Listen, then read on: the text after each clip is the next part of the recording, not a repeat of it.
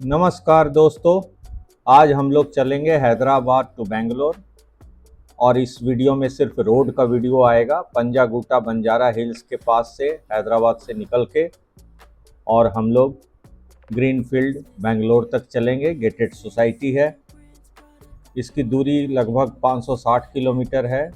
Road का condition देखेंगे। कुछ लोग फ्रीक्वेंटली हैदराबाद से बेंगलोर जाना चाहते हैं और आजकल जब फ्लाइट का बहुत ज़्यादा कीमत बढ़ गया है, तो अगर फैमिली वाइज आप लोग जाना चाहते हैं तो ये ट्रिप बहुत ही आराम से किया जा सकता है। खासकर अगर कोई गवर्नमेंट हॉलीडे है तो ये ट्रिप एंजॉय भी कीजिएगा, पैसा भी कम लगेगा और सुकून से पहुंच भी जाइएगा। कहीं कोई ट्रैफिक हैजार्ड नहीं है। अगर आप हैदराबाद लोकल में अर्ली इन द मॉर्निंग अगर निकल जाते हैं, 7 बजे तक भी निकल जाते हैं, तो जर्नी बहुत सुखद रहता है, क्योंकि जो है सो लोकल में ही जितना ट्रैफिक है। फिर NH-44 पर आ जाएंगे, बिल्कुल स्मूथ हो जाएगा। सवेरे के टाइम में यहाँ का क्या सीन रहता है वो एक बार देख लीजिए। ये किसी बच्चों का बहुत ही फेमस स्कूल है और इनका टाइम शुरू हो रहा है। थोड़ा एरिया को हम लोग एक्सप्लोर करें, क्योंकि अब तो यहाँ को टाटा बाय बाय हम लोग कर रहे हैं और यहाँ से आगे की जर्नी शुरू करेंगे। यहाँ का जो ऑटो है सब येलो येलो करके देखिए है। ये सब पॉश इलाका है, अच्छे अच्छे बिल्डिंग्स हैं, अच्छे अच्छे घर हैं। बंजारा हिल का इलाका, रोड स्मूथ है, चौड़ी है और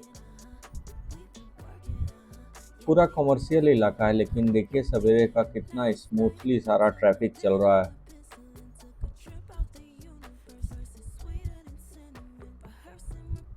ये जस्ट है, चूँकि अब हैदराबाद हम लोग छोड़ रहे हैं तो एक नज़ारा मॉर्निंग का दिखलाने के लिए ये मैं आपको दिखला रहा हूँ।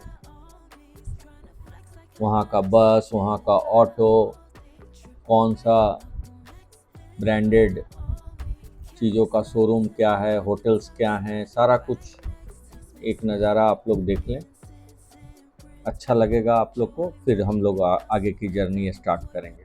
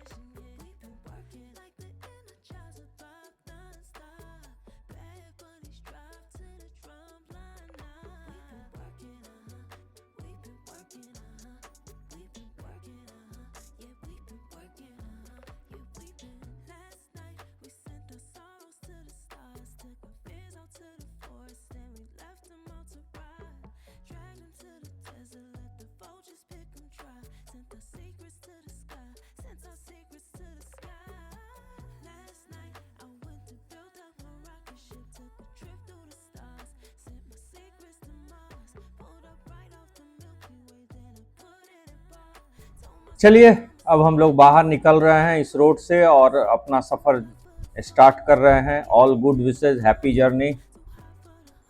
रास्ते का पूरा हाल, समाचार, बातें, हैदराबाद बेंगलोर के बीच का तुलना, सब कुछ अगर आप लगा के सुनना भी चाहेंगे तो आपको अच्छा लगेगा। देखते रहें, हम लोग के साथ बने रहें और सब्सक्राइब ज़रूर कर दें। एक से एक चीज़ आपको लाइफ से रिलेटेड, रोड जर्नी से रिलेटेड आपको बहुत सारा चीज़ मिलता रहेगा। इसमें पूरा का पूरा सफ़र मेनली नेशनल हाईवे 44 पर ही होगा। जो सिलसिला हम लोग का भिवाड़ी दिल्ली से होता हुआ कन्याकुमारी का है, तो ज़्यादातर NH पर ही चलेंगे। पहले भी बता चुके हैं, NH 44 को हम लोग कभी टच करेंगे कभी छोड़ेंगे, लेकिन मेनली हम लोग ज़्यादा से ज़्यादा सफ़र NH 44 पर चलेंगे। इंडिया के मैप में आप देखेंगे एक छोर से दूसरे छोर श्रीनगर से कन्याकुमारी को टच करता है NH 44। रोड कंडीशन भी हमेशा अच्छा रहता है। सड़क अधिकांश हिस्से में 4 से 6 लेन का है। ड्राइविंग भी स्मूथ होता है। ऐसे तो हैदराबाद से बेंगलोर अगर आप लगातार चलेंगे और अच्छे स्पीड में चलेंगे तो 9.5 घंटा में ही पहुंच जाएंगे, लेकिन बीच का ब्रेक वगैरह को देखते हुए, ट्रैफिक कंडीशन देखते हुए लगभग 10 से 11 घंटा लग जाएगा अगर 1-2 घंटे का ब्रेक लेंगे तो, और अनइंटरप्टेड चलेंगे तो 9.5 घंटे में पहुंच जाएंगे। बहुत ही स्थिति है, अब बहुत ही अच्छी स्थिति है सड़क की। Panjagutta, Mehdipatnam, Aramghar, Shamshabad, Jadcherla, Kothakota, Mahbubnagar, Kurnool, Gooty, GOOTY, Gooty, Anantapur, Penukonda, Bagepalli, Chikkaballapur, Devanahalli, Bengaluru. Greenfield amenities, ये मेनली आपको ये सारे जगह हैं जिनको आप पार करते हुए आगे जाएंगे। पंजागुट्टा से आप मेहंदीपट्टनम और आरामघर होते हुए शमशाबाद की ओर बढ़ें। इसके बाद हैदराबाद की नेहरू आउटर रिंग रोड पकड़ें और सीधे NH 44 पर उतर जाएं। यह हिस्सा शहर के ट्रैफिक के अनुसार 45 मिनट से 1.5 घंटे ले सकता है। शमशाबाद के बाद सड़क खुली है और तेज हो जाती है। रास्ते में प्रमुख स्थान हैं जाडचेरला, महबूबनगर, कोठाकोटा। ये सब आप 3 से 3.5 घंटे में कवर हो जाएगा। जाडचेरला जो जगह है, यहाँ अच्छे फूड प्लाजा हैं, यहाँ रुक के आप कुछ खा सकते हैं। महबूबनगर में भी रेस्तरां आपको मिल जाएगा, वहाँ भी आप हल्का फुल्का कुछ ले सकते हैं। कर्नूल एक महत्वपूर्ण पड़ाव है, यहाँ फ्यूल, भोजन, विश्राम सबकी सुविधा मिल जाएगी। यहाँ रोड भी काफ़ी चौड़ा वाला है। अनंतपुर के बाद आप पेनुकोंडा और हिंदूपुर क्षेत्र से गुजरते हैं। सारा स्मूथ है, कहीं कोई दिक्कत वाली बात नहीं है। यदि ग्रीनफील्ड एमिनिटीज़ नॉर्थ बेंगलोर में है, जो कि है भी, तो देवनहली से 20 से 40 किलोमीटर के भीतर पहुंच जाएंगे, क्योंकि ये बेंगलोर के आउटर पर ही पड़ता है, ईस्ट बेंगलोर में। एयरपोर्ट रोड, हेब्बाल और फिर शहर के अनुसार आगे बढ़ते जाएं। कहीं भी शहर से आप जब निकलते हैं तो थोड़ा ट्रैफिक मिलता है, शहर में जब एंटर करते हैं तो थोड़ा ट्रैफिक मिलता है। देखिए अभी मॉर्निंग का टाइम है, बेंगलोर के हैदराबाद का सड़क का क्या स्थिति है, बिल्कुल ही क्लियर है, और दोनों तरफ कमर्शियल हब्स हैं, मार्केट एरिया है, तो रोड का भी कंडीशन आपको पता चलेगा। बहुत सारे मेरे जैसे लोग हैं जो सिर्फ रोड का कंडीशन और रोड को देखना चाहते हैं, ताकि जो लंबा लंबा टूर करते हैं उनको रोड सबसे उनके लिए मायने रखता है। रास्ते में पेट्रोल पंप का तो कोई बात ही नहीं है, बहुत ज़्यादा पेट्रोल पंप है। EV चार्जिंग भी अब मुख्य पेट्रोल पंप पर उपलब्ध हो गया है। फूड कोर्ट, होटल की कोई कमी नहीं है। अगर सवेरे 4 से 5 बजे हैदराबाद से निकलेंगे तो आप आराम से, वैसे हम लोग 7 बजे निकले हैं तो 4 साढ़े 4 बजे तक हम लोग इन कर गए थे, और कोई नहीं, बीच में हम लोगों ने कई एक जगह स्टॉपेज भी लिया था। अभी हम लोग हैदराबाद के से ही अभी बाहर निकलने का, NH 44 पर आने का कोशिश कर रहे हैं। हैदराबाद बहुत ही अच्छा टाउन है, खाने पीने वाले के लिए तो जन्नत है। IT हब है, आप लोग को पता है, और एक IT हब दूसरे IT हब से वेल कनेक्टेड है, by road, by air, by train.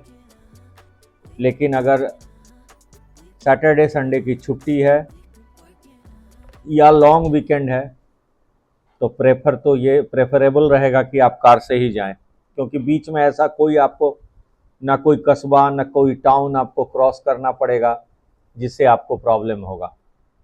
बल्कि अगर मौसम साथ दे रहा है, जो कि जनरली देता भी है, बरसात में भी आप ट्रैवल कर सकते हैं। हम लोग तो नवंबर के महीने में चल रहे हैं तो बेहद ही खुशनुमा मौसम है। एक्चुअली दिल्ली नंबर की अपनी कार से, ऑटोमेटेड कार से हम लोगों ने ये प्लान किया था कि लंबा हम लोग साउथ इंडिया करेंगे, क्योंकि प्लेन से जाने पे या ट्रेन से जाने पे अगर हम लोग अंदर जाके डीप केरला, ये सब कन्याकुमारी और आंध्रा तेलंगाना घूमना चाहते हैं तो बार बार भाड़े का कैब वगैरह करो, उसके हिसाब से चलो। अपना कार का बात ही अलग होता है, लेकिन सबों के पास इतना टाइम नहीं होता है। हमारी रिटायरमेंट हो गई है अभी अभी हाल फिलहाल में 2 महीना 3 महीना पहले, तो मैंने अपना प्लान बना लिया। ये मेरा विश लिस्ट में था, बकेट लिस्ट में था कि रिटायरमेंट के बाद मैं साउथ इंडिया को पूरी तरह से कवर करूँगा। वैसे मैंने कार से ऑलमोस्ट नॉर्थ इंडिया का 1-2 स्टेट छोड़ के मैंने कार से सारा का सारा स्टेट कर लिया है। एक छत्तीसगढ़ बाकी है और नॉर्थ इंडिया के 2-3 स्टेट जो हैं, छोटे बड़े स्टेट हैं, मणिपुर है और आपका अरुणाचल का कुछ भाग है, मेघालय तो मैंने कर लिया है, असम भी मैंने कर लिया है, कोहिमा वगैरह उधर नागालैंड, ये सब बाकी है। तो वो भी आगे चल के कभी ना कभी करेंगे ही। इधर अगर नॉर्थ में देखा जाए तो श्रीनगर, मंडी, ये सब तो ड्राइविंग हुआ ही है। साथ साथ आपको पंजाब में भी सारा, अमृतसर से लेके बाघा बॉर्डर, राजस्थान का सारा इंपॉर्टेंट प्लेसेस, राजस्थान में तो हम रहते ही हैं। भिवाड़ी एक्चुअली एनसीआर में है लेकिन राजस्थान का हिस्सा है, वो एकदम right on the border of Rajasthan and Haryana है, तो इधर तो फ्रीक्वेंटली आना जाना होता है। इसके अलावा गुजरात मैंने पूरा किया हुआ है, बिहार मेरा अपना पटना में अपना घर भी है, तो बिहार का भी मैंने टूर पूरा किया हुआ है। जमशेदपुर, रांची, आरा, मुजफ्फरपुर, रक्सौल, ये सारा कुछ, सिवान, बक्सर, ये सब कुछ मैंने किया हुआ है। नालंदा जो सबसे इम्पॉर्टेंट है टूरिस्ट प्लेस में अगर देखा जाए, तो अब तो और भी खूबसूरत बना दिया है। यूपी में 1-2 जगह बाकी है। अभी गंगा एक्सप्रेस का उद्घाटन हुआ है, तो अब हम लोग प्रयागराज का ट्रिप दिल्ली से बना रहे हैं अपने भिवाड़ी से, जो कि मात्र 6 घंटे में कवर होगा। अगर जिस पॉइंट से गंगा एक्सप्रेस वे पे हम लोग इन करेंगे, दैट इज़ फ्रॉम मेरठ और प्रयागराज तक का, अगर अनइंटरप्टेड आप चलते हैं तो 6 घंटे का है। 590 किलोमीटर का जर्नी है, 120 किलोमीटर का उस पर वो है आपका स्पीड लिमिट है। तो ये सब भी है। अभी बहुत लंबा चलना है ज़िंदगी में। आफ्टर रिटायरमेंट 2 ही पैशन है, एक स्पोर्ट्स है, अपना टेनिस खेलते हैं, स्विमिंग करते हैं, और इसके अलावा पॉडकास्ट करते हैं आप लोगों के लिए। इस सब तरह का चीज़ यूट्यूब पर डालते हैं और मस्त ज़िंदगी बिता रहे हैं। और कोशिश यही है कि एक्टिव जितना दिन तक बॉडी को रख सके उतना ही अच्छा है। और ट्रैवलिंग तो हमारे घर में सारे, हमारे बच्चे भी हमसे भी आगे हैं, वो तो फॉरेन जाते हैं, यूरोप वगैरह, तो भी अपनी कार से ही कर लेते हैं। वहाँ जाके वो अपने भाड़ा पर ले लेते हैं रेंट पे और वहाँ कर लेते हैं। एक बार हम लोग का सारे फैमिली का इच्छा है कि हम लोग यहाँ से बाई कार लंदन जाएं। एक बार हम लोग ने रूट वगैरह भी देखा था, वो एक्चुअली पैकेज के तहत आदमी जा पाता है, उसके लिए बहुत सारा फॉर्मेलिटीज़ होता है जिसको पूरा करना पड़ता है। तो ये भी बकेट लिस्ट में है, कहीं ना कहीं कभी ना कभी हम लोग पूरा करेंगे। तो आप अपने दिल में अपनी इच्छा को दबा के मत रखिए, क्योंकि ज़िंदगी एक एक दिन करके कम होता जा रहा है।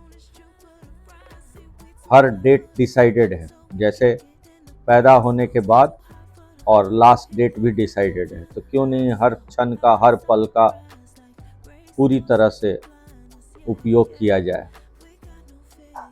प्रोफेशनल लाइफ अपने जगह है, लाइफ में बैलेंस करके चलना पड़ता है, बैलेंसिंग एटीट्यूड हर जगह जरूरी है। रोड का कंडीशन आप देखते जाइए, अभी लंबा चलना है, लगभग 1 घंटे का ये वीडियो होगा। अब हम आप लोग के लिए म्यूजिक लगा देंगे, आप चाहें तो बढ़ा बढ़ा के देख सकते हैं, लेकिन अगर आपको इस रोड पर सफ़र करना है तो आप देखते जाएं। बहुत जगह आपको बहुत सारा बोर्ड नज़र आएगा तो आपको आइडिया होगा। जनरली हमको जहां का रोड का वीडियो मिल जाता है वहां निश्चित रूप से हम रोड का वीडियो देखते हैं और अपने बड़े 65 इंच के टीवी पे देखते हैं। इवन कि आप देखेंगे फॉरेन में स्ट्रीट व्यू लोग दिखाते रहते हैं, घंटों, 1-1, 2-2 घंटा सब अपने छाती पर कैमरा लगा के यूट्यूबर लोग टहलते रहता है और कुछ एक शब्द नहीं बोलेगा और आपको स्ट्रीट घुमाते रहेगा। उसके भी बहुत सारे दर्शक होते हैं जो चाहते हैं कि हम इसी तरह देखें। वो लोग एप्ट अटेंशन के साथ देखते हैं कौन सा स्ट्रीट है, फील करते हैं कि हम वहीं हैं। तो मैंने सोचा कि यार इसको काट के पूरे रोड को एक 2 मिनट या 3 मिनट में हम सीमित कर सकते हैं, लेकिन जब मेरे पास डाटा अवेलेबल है और इस तरह के लोग होंगे जो चाहते होंगे इस तरह का वीडियो देखना, तो क्यों नहीं हम इसको डालें यूट्यूब पे। आपकी इच्छा पर है कि आप पूरा देखना चाह रहे हैं या आगे बढ़ा के देखना चाह रहे हैं, लेकिन आपको पूरी जानकारी हो जाएगी, पूरा रोड का जानकारी हो जाएगा। अभी देखिए NH44 पर हम लोग कब का हैदराबाद छोड़ चुके हैं और NH44 पर चल रहे हैं, बस चलते ही जाना है इस पर। जब तक आपका मन न उबे, जब तक रुकने का मन नहीं करे, बस चलते जाना है। ऐसे रोड पर ना आपको कोई भी मीठा चीज नहीं खाना है क्योंकि नींद आने लगता है, और हमेशा बात करते रहिए। म्यूजिक सुनने पर भी अगर आप बात नहीं करेंगे तो नींद आने का चांस रहता है, ड्रॉजीनेस हो जाता है। दूसरी बात है कि जब आप एक खास स्पीड में चलते हैं तो आपका आईसेट जो है वो ट्यूबुलर विजन हो जाता है, यानी उस रोड पर केंद्रित हो जाता है। तो उससे क्या होता है कि आपके नेक में, आपके शोल्डर में एक स्टीफनेस आ जाता है। उसको खत्म करने के लिए ज़रूरी है कि हर 2 घंटा 2.5 घंटा पर एक ब्रेक लेके दाएं बाएं देखिए, उतर के थोड़ा आँख उठ पर पानी मार लीजिए, थोड़ा 1-2 फोटोग्राफी हो जाए, और उसके बाद कुछ हल्का फुल्का नमक का चीज़ ही लीजिएगा। नमक का चीज़ लेने से नींद नहीं आता है, सोडियम वगैरह का। तो वो फाँक वाक के 1-2 घूंट पानी पी के मस्त चलते रहिए, मज़ा आ जाए। हमें तो आई रियली हमको अच्छा लगता है, इस तरह की चीज़ों को हम एंजॉय करते हैं। हमें हर जगह रुकना, हर लोगों से बातें करना, जो हमारे लैंग्वेज को समझ पा रहे हैं, जिनको हम समझा पा रहे हैं, उनसे भी जो नहीं समझ पा रहे हैं उनको भी फिजिकल अपना बॉडी लैंग्वेज से उनको समझना, उनको जानना, उनको पहचानना, ये सब हमें बड़ा इंटरेस्टिंग लगता है। तो इसी तरह ज़िंदगी चलती रहे हंसी खुशी, और कुछ है नहीं लाइफ का। अगर आप कभी बैठ के आप सोचिएगा कि एक्चुअली लाइफ है क्या, तो लाइफ यही है कि भगवान ने आपको भेजा है, प्रकृति में जो चीज़ है, आपके कंट्री में जो चीज़ है, उसको एक्सप्लोर करने के लिए, उसको जानने के लिए, उसको फील करने के लिए। तो आप करते रहें, अच्छा लगेगा आपको।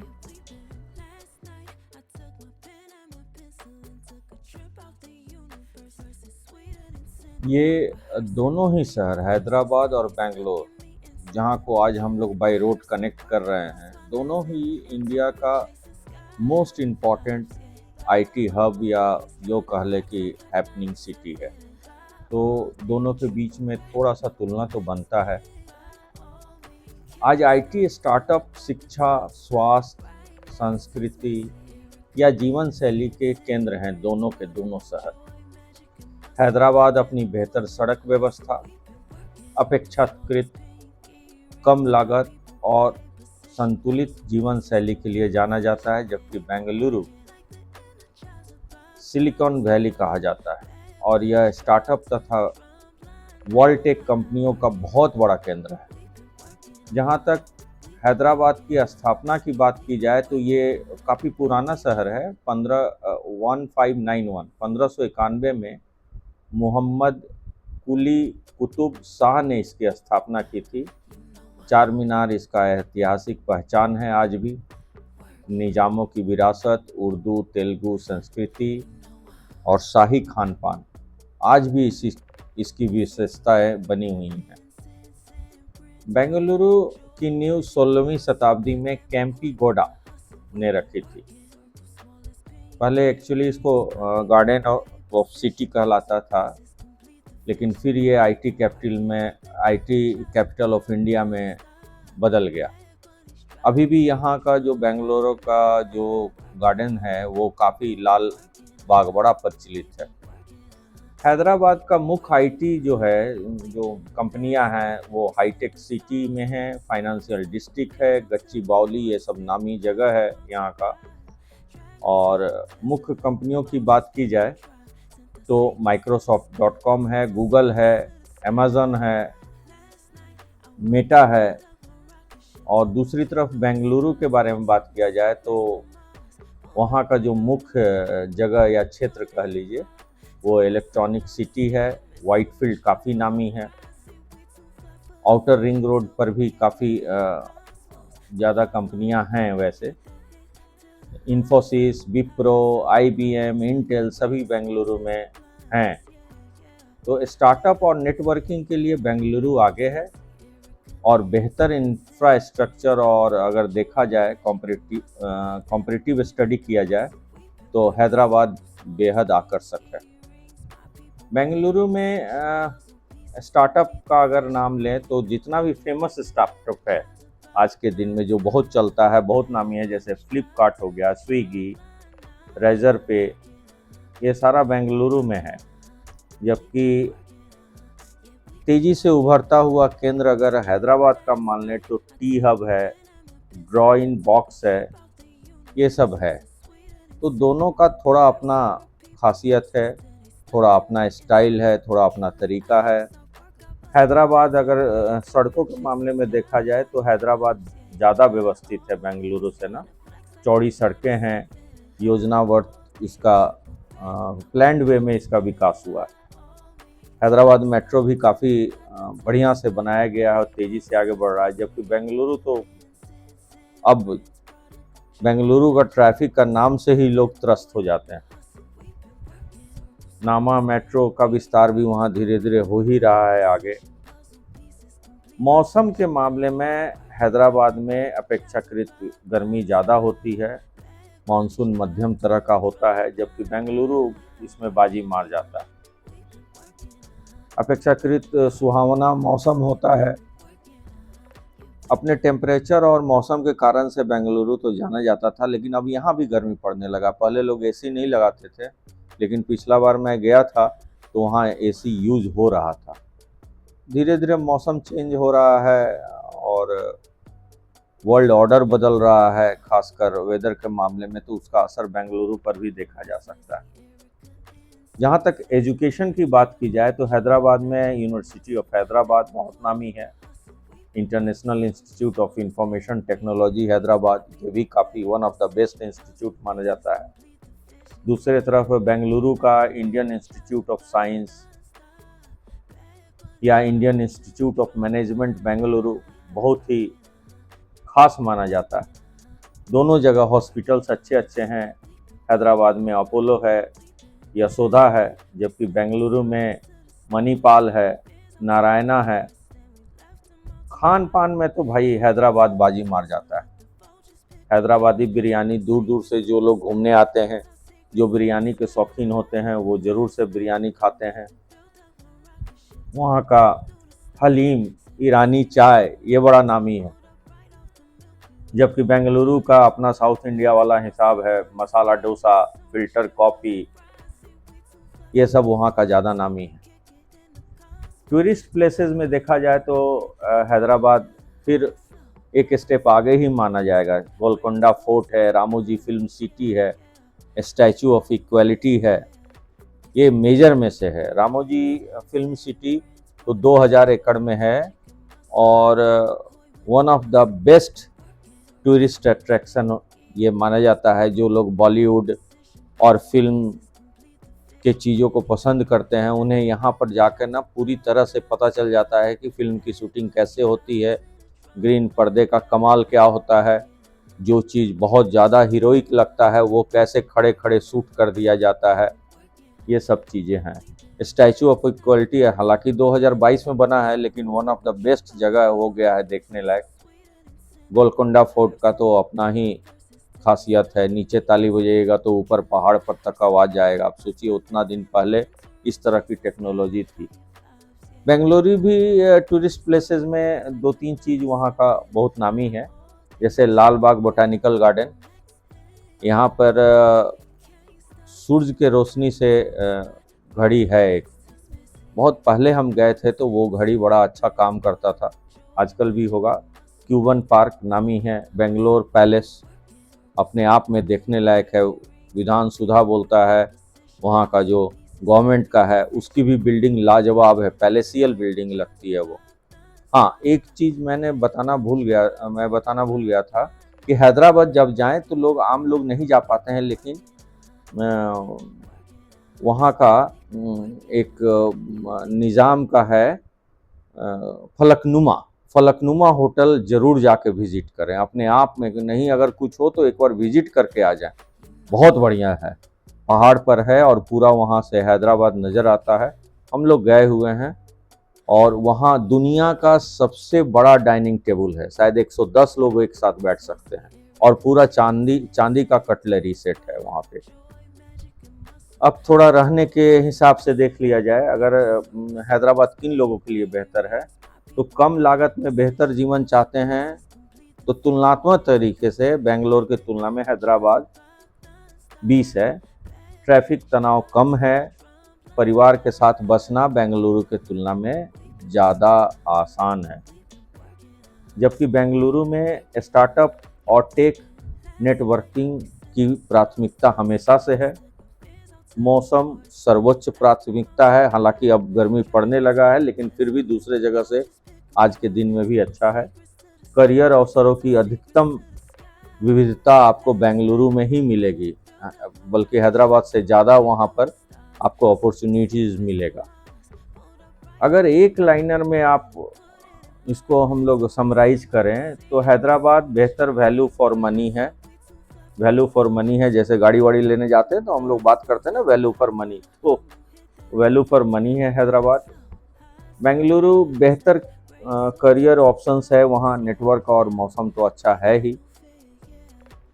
आइए एक बार हम लोग यहाँ के कम्युनिटी के बारे में भी समझ पाएँ। जो मिक्स्ड कम्युनिटी बोलते हैं ना, या जेंट्री बोलते हैं, तो पूरे भारत और दुनिया से आए आईटी प्रोफेशनल का बड़ा केंद्र है बेंगलुरु। इसीलिए यहाँ पैसा, हर चीज़ का पैसा ज़्यादा है, किराया भी ज़्यादा मिलेगा। आप अगर प्रॉपर्टी खरीदने जाइएगा तो वो भी, क्योंकि अनाप शनाप लोग यहाँ से फॉरेन जाते हैं और पैसा कमा के आते हैं आईटी कंपनी वाले। उत्तर भारत, दक्षिण भारत, पूर्वोत्तर और विदेशी नागरिकों की मजबूत उपस्थिति यहाँ पर है, हर जगह के लोग यहाँ मिल जाएंगे। इंग्लिश का यहाँ पर मैसिव ये लोग लैंग्वेज में उपयोग करते हैं, इसीलिए नए लोग आसानी से यहाँ घुल मिल पाते हैं, चूँकि इंग्लिश कॉमन लैंग्वेज हो जाता है। Whitefield, Sarjapur road, Bellandur, HSR layout, ये सब जो क्षेत्र है अत्यंत कॉस्मोपॉलिटन यहाँ का माहौल मिलता है। जबकि हैदराबाद एकदम विविध, यानी बहुत ही विविध और बहुत ही वेलकमिंग सिटी है। तेलुगु, उर्दू, हिंदी, अंग्रेजी सब का मिश्रण आपको यहाँ दिख जाएगा। गच्चीबावली, हाईटेक सिटी, कोंडापुर, फाइनेंशियल डिस्ट्रिक्ट, अंतर्राष्ट्रीय पेशेवर लोग यहाँ बहुत ज़्यादा मिलेंगे। साथ ही साथ पुराने शहर का जो पारंपरिक संस्कृति होता है उसको भी यहाँ पर आप बिल्कुल फील कर सकते हैं। और दूसरी तरफ शहर की आधुनिकता का सुंदर संतुलन आपको नजर आएगा। यानी अगर देखा जाए तो मिक्स्ड कम्युनिटी के मामले में बेंगलुरु थोड़ा आगे माना जाता है, क्योंकि वहाँ देश भर से या विदेश से भी आए लोगों का अनुपात बहुत अधिक है। अब आइए जेंट्री पर। तो बेंगलुरु में ज़्यादा शिक्षित टेक प्रेमी लोग और जिनका वर्ल्ड एक्सपोजर ज़्यादा है वैसा लोग वहाँ मिल जाता है। प्रोफेशनल नेटवर्किंग, स्टार्टअप संस्कृति और आधुनिक सोच के लिए तो बेंगलुरु है ही। तो इस मामले में बेंगलुरु आगे है, जबकि हैदराबाद के लोग का अलग स्टाइल है। हैदराबाद का अपना, जैसे लखनऊ का एक लखनऊई तहजीब होता है, उसी तरह शालीन, व्यवस्थित, अपेक्षाकृत शांत सामाजिक वातावरण है हैदराबाद का। परिवारों के लिए संतुलित और सहज जीवन शैली।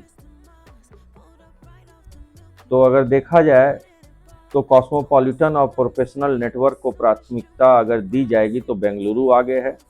संस्कृति, विनम्रता, संतुलित पारिवारिक माहौल को देखा जाए तो हैदराबाद का बहुत ही मजबूत विकल्प है, ऑप्शंस है। कहने का मतलब ये है कि अगर किसी का उद्देश्य है कि बच्चे और परिवार देश भर के लोगों के साथ एक अत्यंत बहुसांस्कृतिक वातावरण में रहना है तो बेंगलुरु थोड़ा बेहतर विकल्प है। और अच्छे स्तर के लोगों, बेहतर बुनियादी ढांचे, कम खर्च और अपेक्षाकृत आरामदायक जीवन को महत्व देना है तो हैदराबाद बेटर आएगा। और अगर एक पंक्ति में बोले तो सबसे विविध और कॉस्मोपॉलिटन माहौल बेंगलुरु का ज़्यादा बेहतर है, जबकि संतुलित जीवन और परिवार के अनुकूल वातावरण तो हैदराबाद में है। दोनों शहर उत्कृष्ट हैं। अंतिम चुनाव आपके बजट के हिसाब से है, आपके कार्यशैली, आपके कार्यस्थल, स्कूलों की प्राथमिकताओं और जीवन शैली पर निर्भर करेगा।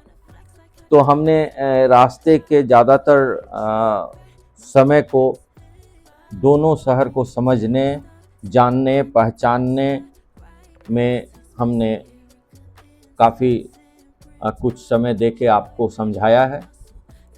और जो नए लोग, जैसे जिन नए लड़कों का ऑप्शंस आता है कि बेंगलुरु में पोस्टिंग हो रही है, हैदराबाद में हो रही है, तो विच वन इज़ प्रेफरेबल, तो इस यूट्यूब के खासकर इस वाले एपिसोड में अगर वो देख रहे हैं तो ज़्यादा बेहतर रूप से वो कनेक्ट कर पाएंगे कि बेंगलोर रहना है, हैदराबाद रहना है, हैदराबाद रह के बेंगलोर आना जाना है कभी कभार, जो कि आईटी वाले को करना भी पड़ता है, बैंक वाले को करना पड़ता है। आजकल तो बैंक के जितने भी प्राइवेट बैंक हैं या ऐसे बैंक हैं, उनके मैनेजर लोग को भी कभी यहाँ ट्रेनिंग, कभी वहाँ ट्रेनिंग, तो इसमें भी आना जाना पड़ता है। बहुत सारे ऐसे प्रोफेशनल्स हैं जिनको कि अपने कामों से, व्यापार जगत के लोगों को अपने कामों से दोनों सिटी में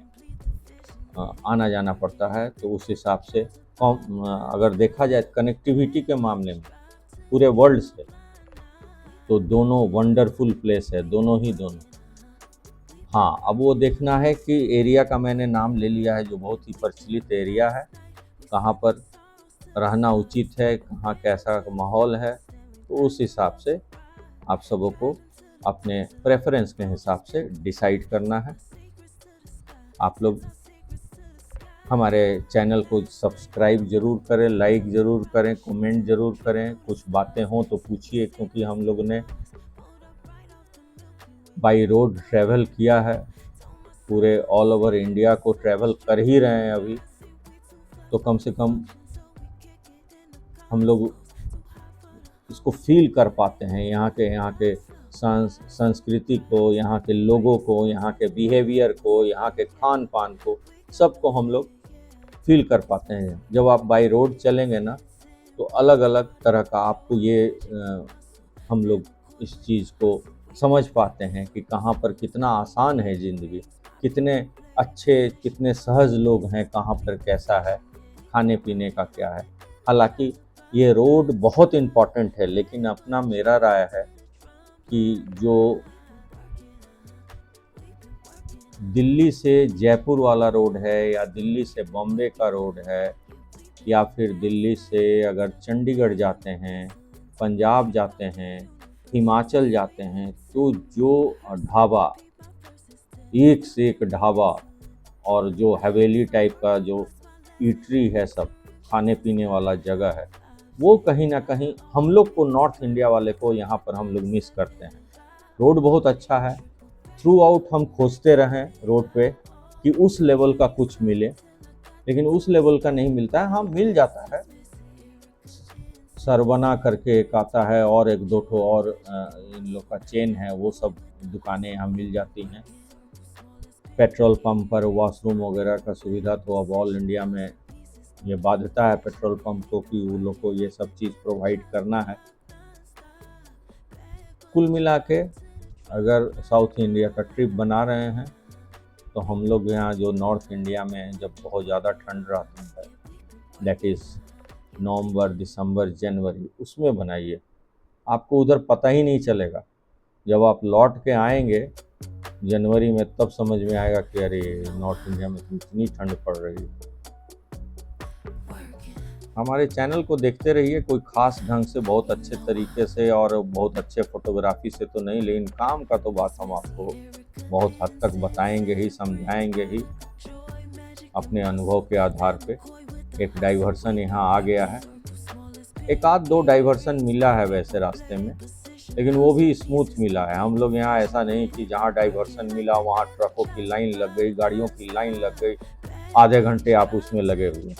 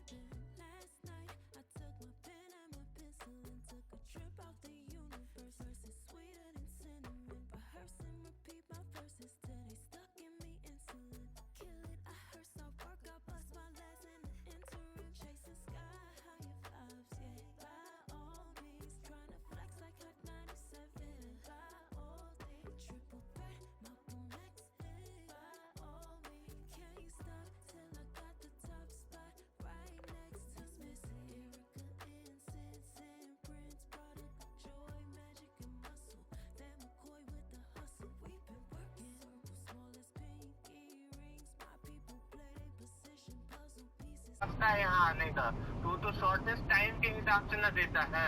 हाँ, तो इसी से आए ना। हाँ हाँ ठीक है, हमको जो दिखा रहा है पता नहीं आपको भी वही रोड दिखा रहा होगा, तो पकड़ के आ सकते हैं। थोड़ा सा आपको लगेगा कि सुनसान है, लेकिन ये नहीं कि आप सही रास्ते पे जा रहे हैं। ठीक है, ठीक है बाबू, चलो, okay, bye.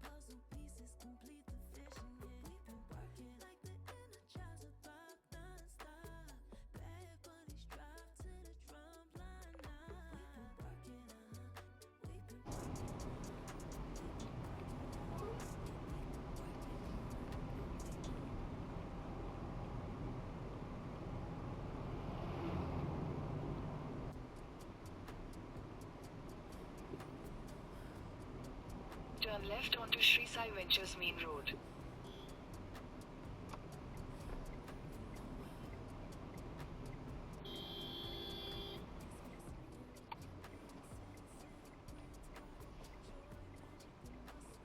Continue for 1 kilometer.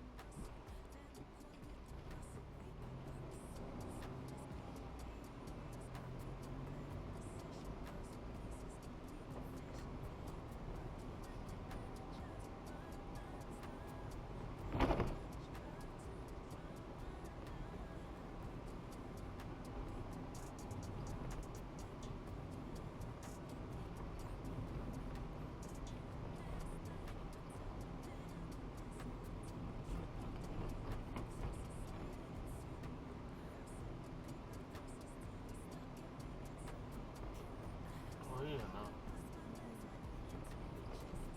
सामने वाला टोला। व्हाट्सएप पे खोलो का ज्योति खड़ा है, छोड़ दो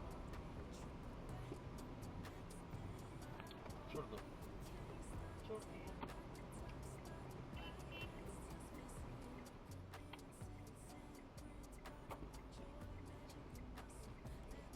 जगह नहीं है गाड़ी में, जगह नहीं है। हाँ ठीक है, कोई Your बात नहीं। destination is on the right.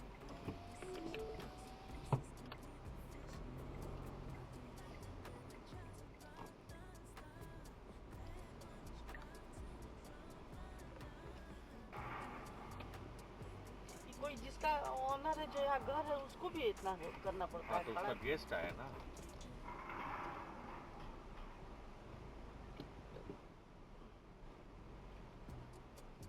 ऐसा ऐसा जगह रखना बेटा जहाँ से सामान जो है। अच्छा चलो। कहीं जगह ही नहीं है। खोलिए तो एक मिनट, हैं? खोलिए ना। अरे जगह नहीं है इस पगला। साइड हो सकता है। कहाँ बैठेगा? हो जाएगा। कोई में टूटने वाला नहीं ना कुछ। नहीं मेरा लैपटॉप पर मत बैठना। चलिए। अरे बाप रे बाप, कैसे बैठ गया। छोड़ो, नहीं चलिए मत। चलिए। Oh my God. दुबला पतला था ना घुस कर बैठ गया। राइट ले लीजिएगा बाबू जान, एंट्री इधर से यही वाला।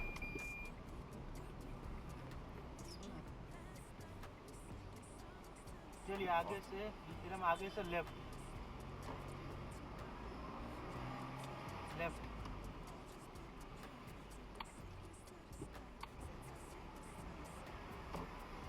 अब बोलो। सीधा सीधा नीचे चल रहा है लोअर बेसमेंट। अच्छा यहीं से राइट आएगा बाबू। थोड़ा सा। यही ना। हाँ तो पिछलैया वाला स्थिति हो गया।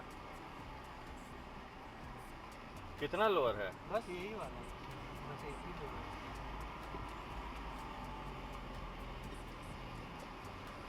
कहाँ पे? लेफ्ट। लेफ्ट। हाँ अब सीधा। इसीलिए गाड़ी में बैठा है बच्चा मेरा। हाँ नहीं तो ओम। कैसे पता हाँ चलता आपको तो। सीधा चले। बस धीरे धीरे, बस आगे वाला जो है ना इसके आगे बस। कितना ये नंबर? जगह खाली दिख रहा है नीचे। ये 1501 ये दिख रहा है ना? ये 1501 ये लेफ्ट अरे 1501 कर रहे हैं यार, गाड़ी पर तुम बैठी हो।